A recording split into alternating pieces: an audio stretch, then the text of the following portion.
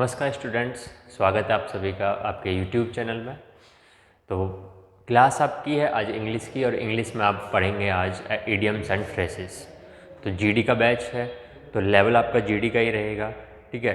तो जो idioms and phrases हैं वो जीडी लेवल के लिए ही हैं, ठीक है। मतलब एक वो होता है आपका लेवल, मतलब जीडी का CHSL ये मतलब उस लेवल के हिसाब से एग्ज़ाम पूछा जाता है, ठीक है। एग्ज़ाम में जो पूछे जाएंगे तो उनके मोस्ट इम्पोर्टेंट रहेंगे ये, ठीक है। तो आपको याद करना है, तो चलिए ठीक है। इडियम्स एंड फ्रेजेस के बारे में हम बात करते हैं। इडियम्स एंड फ्रेजेस होते क्या हैं?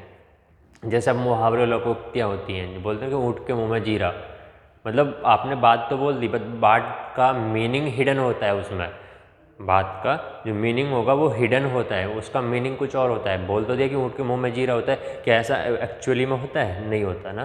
तो वही चीज़ सेम इंग्लिश में होती है, ठीक है। तो हम बात करेंगे इडियम्स की, तो हम शुरू कर रहे हैं। तो यहाँ पहला है ऐड फ्यूल टू फायर। हम यहाँ इडियम्स की बात कर रहे हैं, तो पहला है ऐड फ्यूल टू फायर। तो हम पहले इसका मीनिंग निकालते हैं कि आपको क्या करेंगे। फ्यूल टू फायर मतलब आप ऐड कर रहे हैं आग में, क्या फ्यूल का ऐड मतलब जैसे हिंदी में इसको बोलेंगे कि आग में घी डालना। अब आग में घी डालेंगे तो क्या होगा, आग और तेज होगी। मतलब सिचुएशन कैसी होगी, इसका मतलब ये नहीं होता कि आग में घी डाल रहे हैं तो मतलब आग तेज होगी। इसका मतलब ये होता है कि सिचुएशन जो खराब सिचुएशन है उसमें तुमने क्या किया, और उसमें तुमने कुछ ऐसा कर दिया कि सिचुएशन और ज़्यादा खराब हो गई, ठीक है। तो यहाँ मीनिंग जो होता है वो मीनिंग हिडन होता है, उसको समझना होता है। तो हम ये लिख सकते हैं कि सिचुएशन कैसी हो, सिचुएशन कैसी हो मतलब बुरी सिचुएशन हो, बुरी सिचुएशन को भी और ज़्यादा खराब कर दिया जाए तो वो क्या होगा, ऐड फ्यूल टू फायर, ठीक है। तो यहाँ लिख सकते हैं कि टू मेक बैड सिचुएशन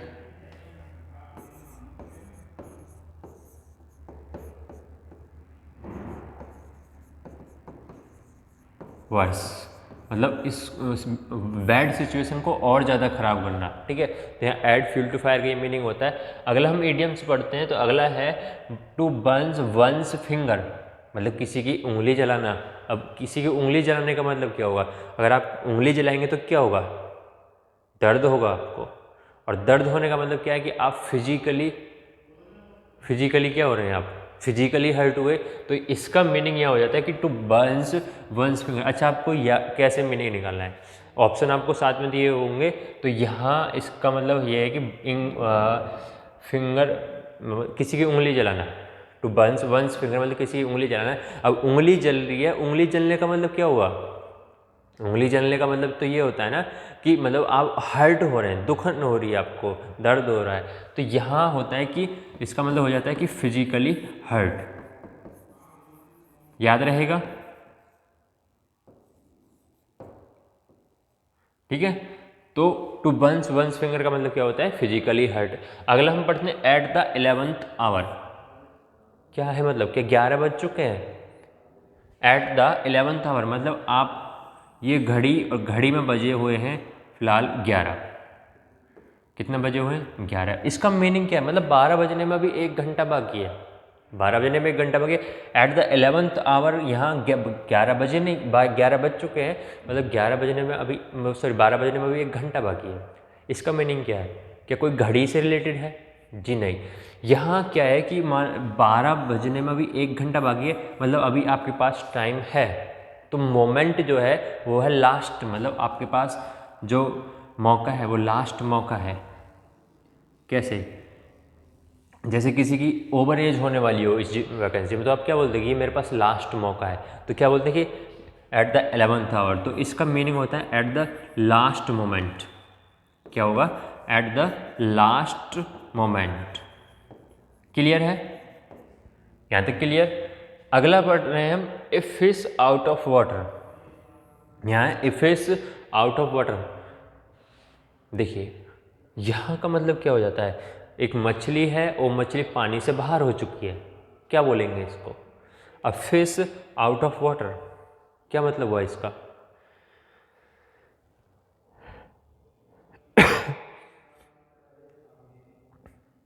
हाँ जी बताइए। A fish out of water, पानी से बाहर होगी मछली, मछली पानी से बाहर होने का मतलब क्या होगा, तड़पेगी, तड़पेगी तो क्या हुआ, मतलब इसको बोल सकते हैं आप होमलेस, होमलेस होगी। A fish of out of water तो होमलेस हो सकता है, मतलब उसने क्या घर छोड़ दिया, ये भी ठीक है। इसके साथ साथ एक चीज़ और भी तो है, जब वो पानी से बाहर रहेगी तो उसको मीनिंग क्या बोलेगा, मतलब वो तड़पेगी, फड़फड़ाएगी ना, तो उसका मतलब क्या है कि अनकंफर्टेबल सिचुएशन होगी, क्या होगी, अनकंफर्टेबल।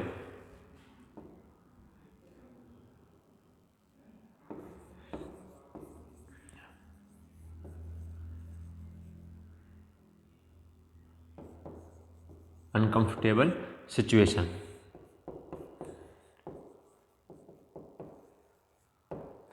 ठीक है। चलिए अब बात करते हैं आगे, to foam at the one's mouth. चलिए जल्दी से बताइए क्या होगा इसका आंसर, मीनिंग बताएंगे इसका, मीनिंग के साथ साथ क्या मीनिंग रहेगा इसका, ऑप्शन नहीं है आपके।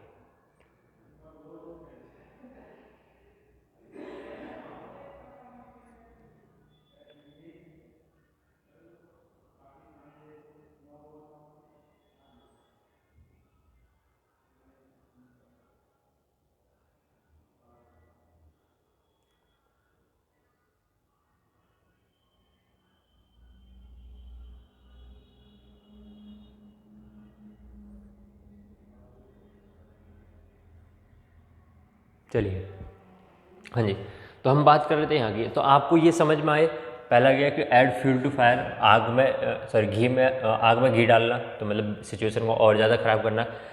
टू बर्न्स वंस फिंगर, किसी की उंगली जलाना, मतलब उसको फिजिकली हर्ट करना। 11th आवर मतलब आपका लास्ट मोमेंट है, ठीक है।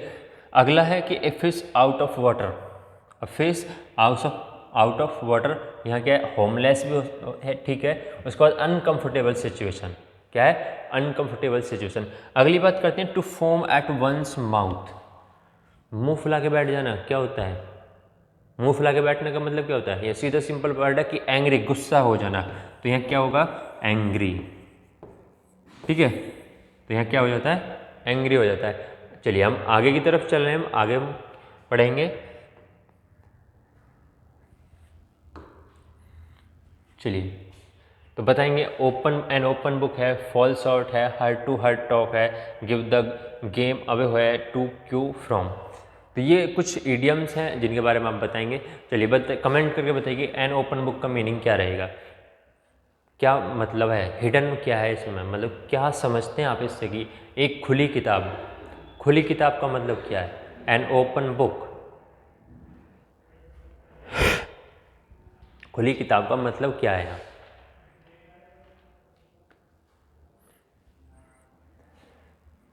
यहाँ क्या है, अगर खुली किताब का मतलब ये है कि आप सब कुछ समझ सकते हैं उसके बारे में, सब कुछ आप जानते हैं, मतलब खुली किताब का मतलब ये तो कि आप उसको इजीली क्या कर सकते हैं, समझ सकते हैं। तो यहाँ जो सही आंसर होगा, मीनिंग जो होगा वो होगा, सॉरी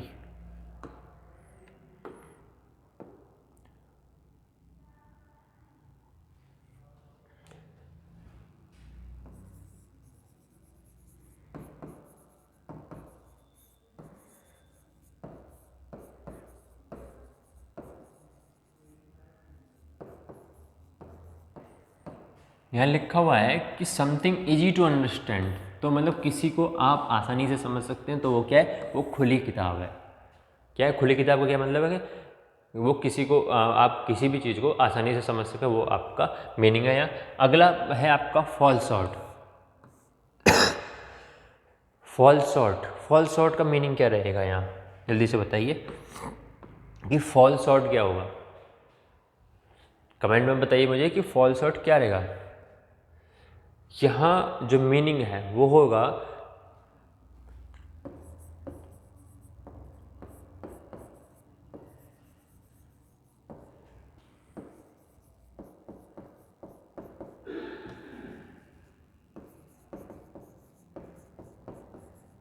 सी है expectation, fail to meet expectation, क्या है कि आप किसी से उम्मीद लगाए बैठे हैं, किसी से उम्मीद लगाए हुए बैठे हैं और वो उम्मीद पर पानी फेर जाए तो उसको बोलते हैं कि फॉल शॉर्ट। तो मीनिंग याद रहेगा, फॉल शॉर्ट का मीनिंग ये रहेगा कि किसी की उम्मीद में आप बैठे हैं, किसी ने कुछ बोला कि कोई उम्मीद है किसी से आपको, और वो उम्मीद क्या कर दे, ख़त्म कर दे आपकी, तो उसमें बोलते हैं कि आप फॉल शॉर्ट। ठीक है, तो यह मीनिंग क्या होता है, फेल टू मीट एक्सपेक्टेशन। क्या है, आपकी आशा, आपकी उम्मीद को पूरा ना करना, वो फॉल शॉर्ट होता है। अगला ईडियम्स एंड फ्रेजेस पढ़ते हैं, हार्ट टू हार्ट टॉक, दिल से दिल की बात तक। ऐसा ना, मन की बात, जैसे मोदी जी के का जो अभी जो कार्यक्रम है वो संडे में जो होता है वो मन की बात है, ऐसे यहाँ हार्ट टू हार्ट टॉक है, मतलब दिल से दिल की बात, ऐसा कुछ है।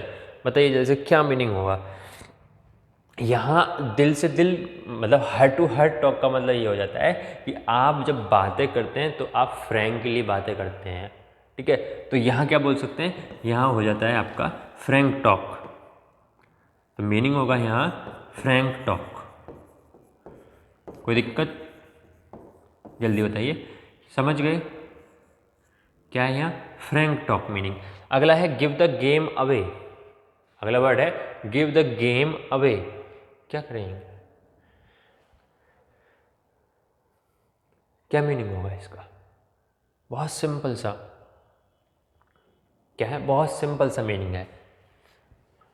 बताइए, गिव है, द गेम अवे, दूर होना है, क्या मीनिंग हो सकता है इसका, दिमाग लगाइए थोड़ा सा, बताइए जल्दी से क्या मीनिंग हो सकता है इसका। जो मीनिंग होगा,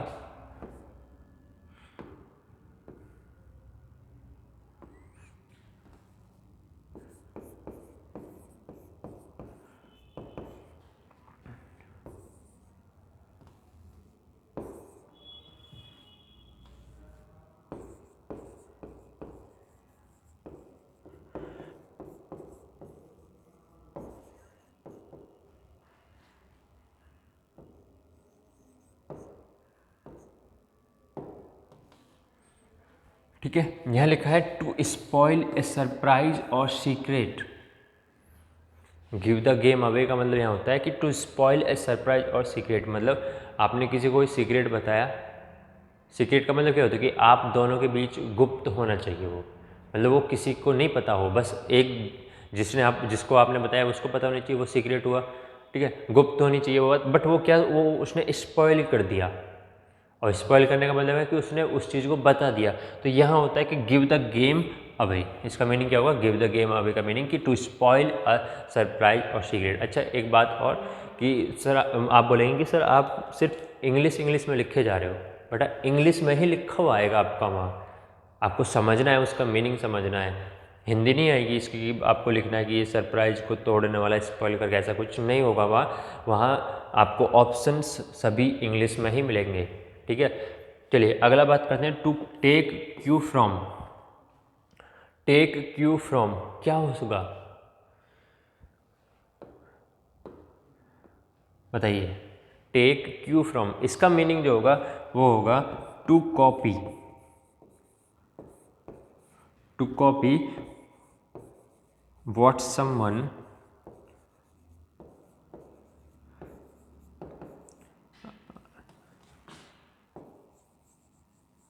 already did,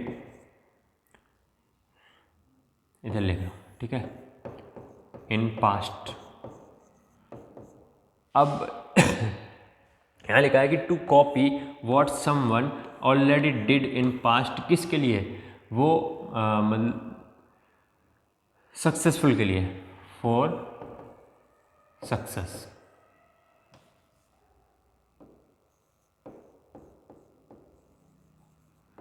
तो यहाँ बात करते हैं कि टू क्यू फ्रॉम का मतलब होता है कि किसी इंसान को देखकर आप उसकी नकल करना, मतलब वो जो सक्सेसफुल हुआ उसने जो तरीके अपनाए हैं उसकी कॉपी करना, वो होता है to take cue from.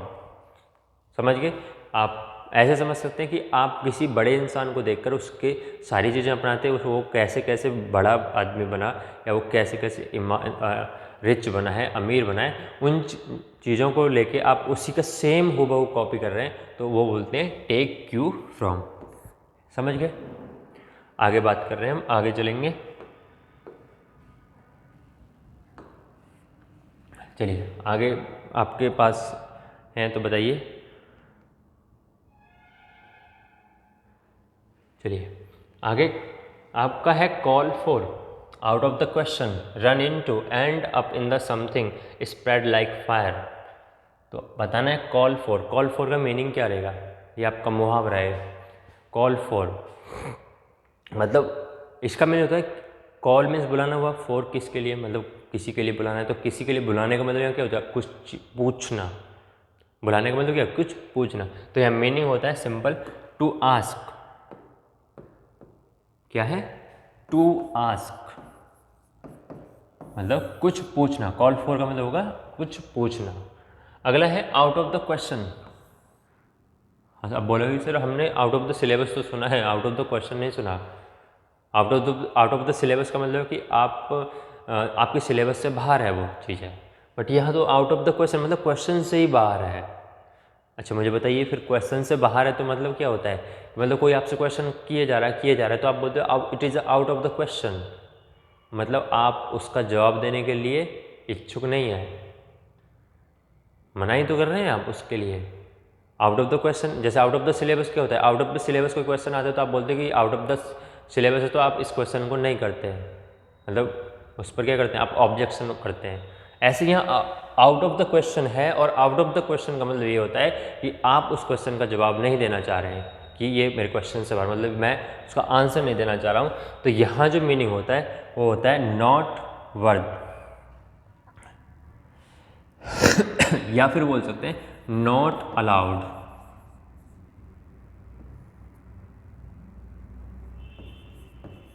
Not allowed, या बोल सकते हैं इम्पॉसिबल,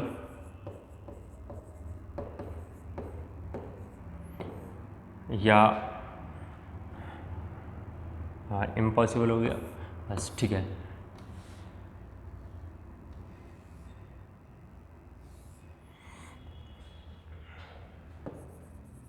नॉट वर्थ, ठीक है, लायक नहीं होना। तो not cut off out of the question का मतलब होता है कि नॉट अलाउड, या इनकी आप या तो किसी को मना कर रहे हैं किसी चीज़ के लिए, ठीक है। इम्पॉसिबल है मतलब पॉसिबल नहीं है वो चीज़ें। दूसरा नॉट वर्थ मतलब वो पूछने लायक नहीं हो सकता कुछ चीज़ें, ठीक है। तो आउट ऑफ द क्वेश्चन ये हो गया। अगला बात करते हैं रन इनटू। आगे बात करते हैं हम रन इनटू। रन मीन्स भागना हो गया, इनटू किसी के अंदर। हाँ तो जल्दी से बताइए क्या मीनिंग हो सकता है? रन इनटू का मतलब क्या होगा? रन इनटू हिंदी तो बता दी, किसी के अंदर भागना।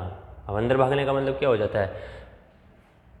यहाँ होता है टू, जो ऐसी सिचुएशन, ठीक है, जो उसका सामना करना, सिचुएशन का सामना करना, ऐसे बोलते हैं, मतलब डिफ़िकल्ट सिचुएशन जो होती है। टू एक्सपीरियंस,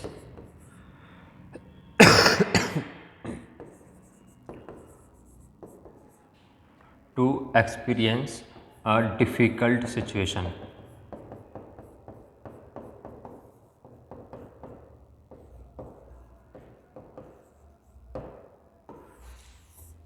तो टू एक्सपीरियंस डिफ़िकल्ट सिचुएशन, उसका सामना करना। तो रन इनटू का मीनिंग समझिए, to experience a difficult situation, कोई सिचुएशन ऐसी जो कठिन हो उसका सामना करना, ठीक है। या कोई प्रॉब्लम हो सकती है, सिचुएशन की जगह कोई प्रॉब्लम भी हो सकती है, उसका सामना करेंगे। तो रन इनटू का मीनिंग हो गया। इसके बाद बात करते हैं एंड अप इन समथिंग। आगे बात कर रहे हैं हम and up in something. And up हुआ है समथिंग, किसी का अंत। क्या मीनिंग होगा एंड अप इन समथिंग का? यहाँ एंड अप हुआ है समथिंग इन समथिंग में, तो यहाँ बोल सकते हैं आप यूजलेस, मतलब वो किसी काम का नहीं है, ठीक है। तो एंड अप इन समथिंग का मीनिंग होगा, बोल सकते हैं आप यूजलेस, ठीक है। क्या है और या फिर बोल सकते हैं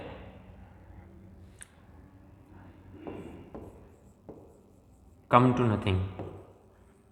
तो वही बात है, ठीक है, सेम मीनिंग रहा यूजलेस। तो एंड अप इन समथिंग का मतलब होता है यूजलेस, मतलब इसका कोई यूज नहीं है। अगला है स्प्रेड लाइक फायर। ये तो पता होगा spread like fire, spread like fire का मतलब क्या हुआ, आग की तरह फैलना।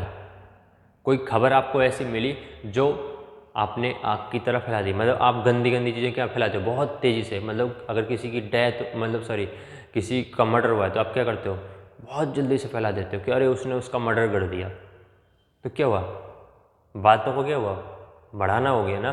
तो क्या हुआ, स्प्रेड लाइक फायर का मतलब होता है कि आप उस चीज़ को स्प्रेड आउट कर रहे हैं। क्या कर रहे हैं, स्प्रेड आउट। तो यहाँ क्या लिखेंगे,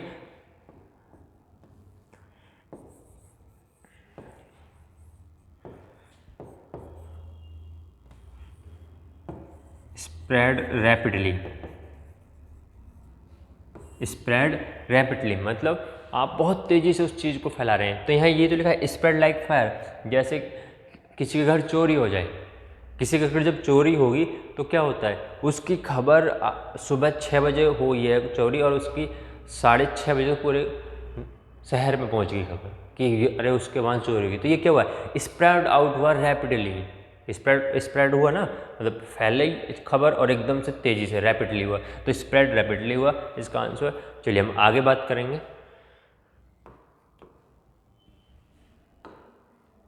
आगे आपका इन्स एंड आउट है, ड्रॉपिंग लाइक फ्लाइज है, रैट रेस है, हार्ड नट टू क्रैक है, CI2I है। बात करेंगे ins and outs, ins and out, in अंदर हो गया, आउट बाहर हो गया, इस हिसाब से तो आपने जो सोचा है क्या मीनिंग होगा इन्स एंड आउट का। इन्स एंड आउट्स का मतलब कह सकते हैं आपकी डिटेल्स जो पूरी तरह से पता हो, क्या है, ऐसे बोल सकते हैं full details.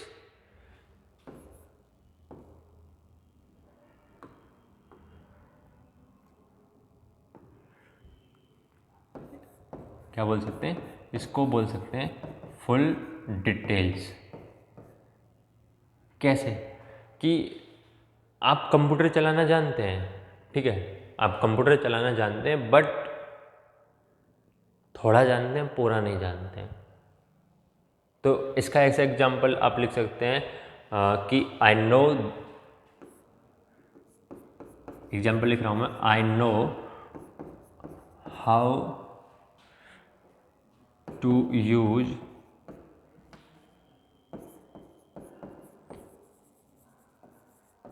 computers but I don't really understand the ins and outs of how they work। देखिए अब इसका मतलब क्या है, I know how to use computers, मैं कंप्यूटर तो चलाना जानता हूँ but I don't really understand ins and outs how they work, मतलब मैं इनके बारे में पूरी तरह से नहीं जानता, मतलब जानता तो हूँ, यूज करना जानता हूँ बट पूरी तरह से नहीं जानता हूँ कहाँ कहाँ यूज होते हैं इनका, ठीक है। तो ये इसका मीनिंग रहा। चलिए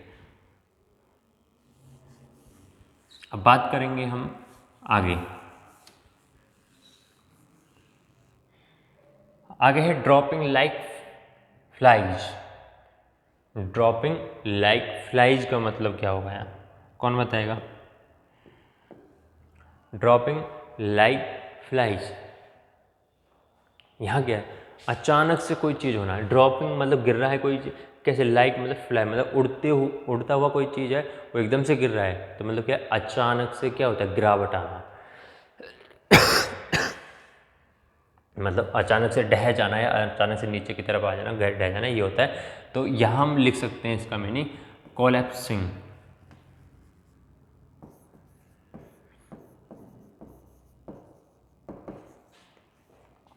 इन लार्ज अमाउंट। मीनिंग क्या है इसका, कोलैप्सिंग इन लार्ज अमाउंट, मतलब अचानक से ढह जाना बहुत ज़्यादा भारी मात्रा में, समझ गए। तो ड्रॉपिंग लाइक फ्लाइज, ड्रॉपिंग गिर रहा है कोई चीज़, लाइक फ्लाइज मतलब जो फ्लाई के जो वर्ड है, फ्लाई के जो आपकी 5th फॉर्म है फ्लाइज, वो लगाया हुआ है। तो यहाँ इसका मतलब होता है कि कोई चीज़ भारी मात्रा में गिरावट हुई हो उसमें, ठीक ठीक है। अगला है रैट रेस, चूहे की दौड़। रैट रेस कौन सी होगी? चूहों की दौड़। अच्छा, आपने घोड़े और गधों की दौड़ तो सुना होगा कि गधे और घोड़ों की दौड़ में शामिल कौन कौन है, मतलब घोड़े अलग गधे अलग, ये तो आपने सुना होगा। बट ये जो आप रैट रेस है, मतलब चूहे की दौड़, अब चूहे वाली दौड़ कौन सी होती है समझिए आप, मतलब एक लाइन में भाग रहे हैं चूहे, तो उसमें क्या है, इंसान अपने आप को क्या कर रहा है कि आप दिन प्रतिदिन जब कर रहे हैं अपने आप को शक्तिशाली बना रहे हैं, वो शक्तिशाली दिखाना कि मैं शक्तिशाली हूँ, मैं पावर में हूँ, ये पावर में, मतलब अपने आप को दिखाना। यहाँ रैट रेस का मतलब होता है कि पावर को दिखाना, कंपटीशन होता है पावर का, अपने आप को बढ़ता हुआ दिखाना, तो हम बोल सकते हैं इसका competition.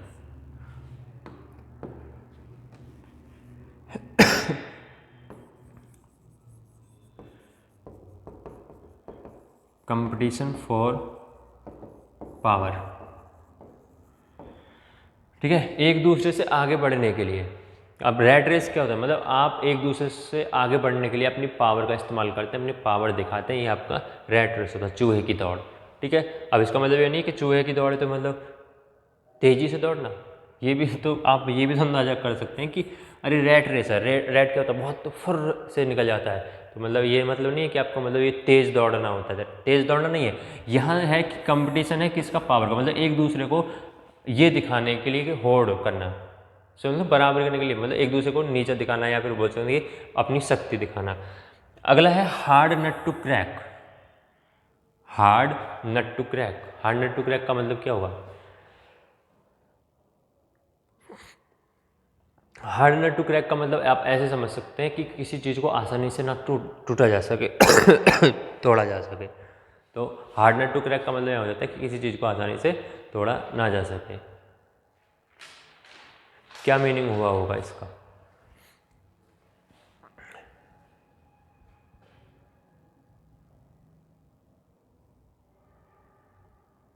Hard nut to crack, हाँ यही मतलब इसको जिसको आसानी से ना तोड़ा जा सके, इसका मतलब ये होता है। तो इसका मीनिंग जो सही मीनिंग होगा वो होगा डिफ़िकल्ट टास्क। क्या होगा? Difficult task. तो हार्ड नट टू क्रैक का मतलब क्या होगा? Difficult task. अगला हमें सी आई टू आई, आँख से आँख में देखना, आँखों आँखों में देखना। सी आई टू आई, आँखों आँखों में देखने का मतलब क्या हुआ? आप मेरी आंखों में देख रहे हैं, मैं आपकी आंखों में देख रहा हूँ, तो मतलब क्या होता है कि दिल से जुड़ा हुआ कोई रिलेशन? बताइए। आँख से आँख जुड़ने का मतलब है कि आप दोनों सेम सोच रहे हैं, मतलब जो मैं सोच रहा हूँ वही आप सोच रहे हैं, ठीक है, तो सेम थिंकिंग होनी चाहिए। तो यहाँ बोल सकते हैं कि to think in same way, to think in same way. आंखों आंखों में देखने का मतलब क्या कि आप एक जैसा सोचना, ठीक है, to think in same way, एक जैसा सोचना। ठीक है, यहाँ तक क्लियर हुआ होगा। आगे चल रहे हैं हम, चलिए अब आगे बात करते हैं। आगे है पुट अक्रॉस, आगे है पुट अक्रॉस। क्या मतलब क्या होता है? क्या मतलब होता है कि आप अपने आइडियाज़ को कम्युनिकेट कर रहे हो, अपने आइडियाज़ को कम्युनिकेट कर रहे हो, मतलब आप अपने आइडियाज़ को बता रहे हो, फैला रहे हो, एक्सप्रेस कर रहे हो। तो यहाँ आप लिख सकते हैं टू पुट अक्रॉस के लिए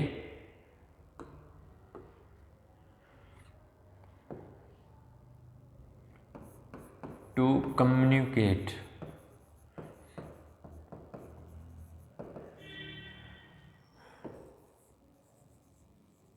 योर आइडियाज़। ठीक है, तो पुट अक्रॉस का मतलब होता है टू कम्युनिकेट योर आइडियाज़, मतलब अपने विचारों को कम्युनिकेट करना, मतलब उसको बताना। अच्छा, अगला है टू हैव सेकंड थॉट्स, मतलब है सेकंड थॉट, दो विचार, हैव मतलब आप दो विचार रखने के लिए, मतलब क्या बोलेंगे कि इसका मीनिंग हो सकता है टू हैव सेकंड थॉट्स का कि दो विचार होना। अब दो विचार का मतलब क्या है? टू हैव सेकंड थॉट्स मतलब दूसरा विचार होने का मतलब क्या है? दूसरे विचार करने का मतलब यहाँ ये होता है कि आपने किसी चीज़ के लिए मना किया हो, ठीक है, किसी चीज़ के लिए आपने मना किया हो तो उस पर आप बोल सकते हैं आप दूसरी बार सोच कर देखिए, क्या पता आप हाँ कर दें उसके लिए। जैसे पहली बार क्या होता है कि जब आप के घर वाले रिश्ता लेकर आते हैं, कहते हैं कि शादी कर ले बेटा, तो आप क्या करते हैं, मना करते हैं। तो फिर बोला जाता है, कोई बोलता है कि आप second thought have a second thought, मतलब आप एक बार फिर विचार करिए उस पर। तो क्या हो जाएगा, यहाँ विचार करना दोबारा से। तो सेकंड थॉट का मतलब ये नहीं कि दूसरा विचार मतलब यहाँ कि आप दोबारा सोचिए उसके बारे में। तो यहाँ हम लिख सकते हैं टू थिंक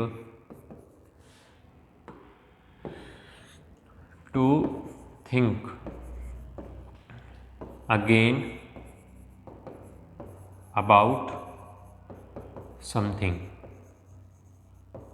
तो यहाँ वही तो बात होगी कि आप क्या कर रहे हैं, दोबारा सोच रहे हैं किसी के बारे में, मतलब कोई चीज़ जिसके बारे में आपने पहले मना कर दी हो या हाँ भी कर दी हो, ऐसा कुछ नहीं कि मना ही करते हैं आप, हाँ भी कर दी हो, तो उसके बारे में दोबारा सोचना क्या होगा, टू हैव सेकंड थॉट्स। चलिए आगे बात करते हैं, not my cup of T. Not cup of my T, क्या मीनिंग होगा इसका?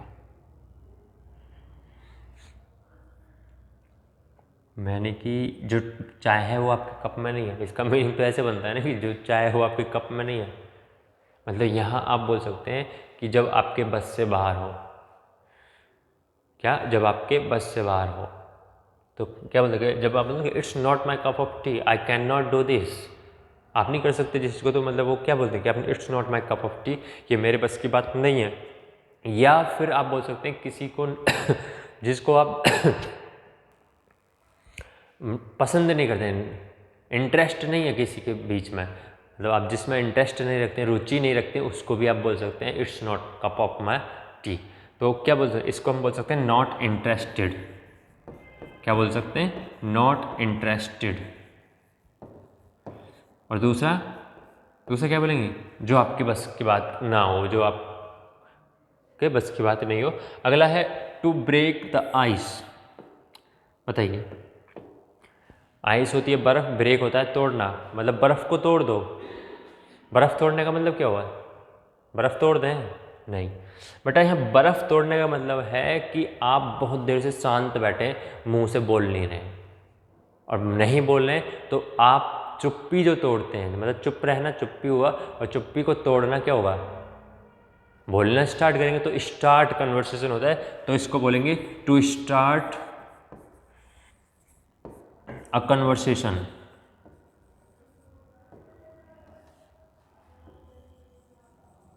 To start a conversation. Break the ice का मतलब चुप्पी तोड़ना, मतलब आप बातें करना शुरू कर देते हैं, कन्वर्सेशन स्टार्ट कर देते हैं। तो यहाँ ब्रेक द आइस का मतलब हो गया। अगला है to eat a humble pie. Humble pie, to eat a humble pie का मतलब क्या होता है, टू ईट अ हम्बल पाई, यहाँ मीनिंग है इसका मुंह की खानी। क्या होता है बताइए, मतलब कि वो पाकिस्तान ने भारत से मुंह की खाई, मतलब क्या झूठा खाया गया उसका, नहीं, मतलब हार, डिफीट हुआ है, हार ही तो है। तो यहाँ जो टू हीट ए हम्बल पाई है, वो बोल सकते हैं आप टू से या so sorry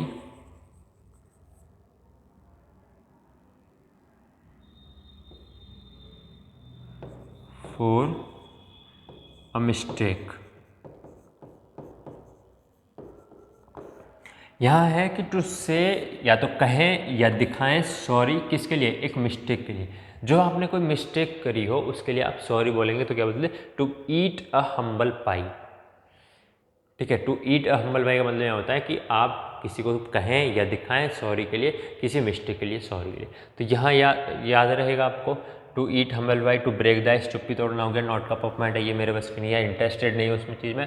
to have second thoughts मतलब क्या है, टू हैव सेकंड थॉट्स का मतलब वही है कि आप उस बात पर दोबारा विचार कर रखिए, है ना, to think again about something. Put across, to communicate your ideas. ठीक है, अब आगे चल रहे हैं हम। चलिए, तो क्लास होती है आपकी यहीं समाप्त। मिलेंगे आपको फिर अगले क्लास में ऐसे ही कुछ टॉपिक्स के साथ। तब तक के लिए बने रहिए। धन्यवाद।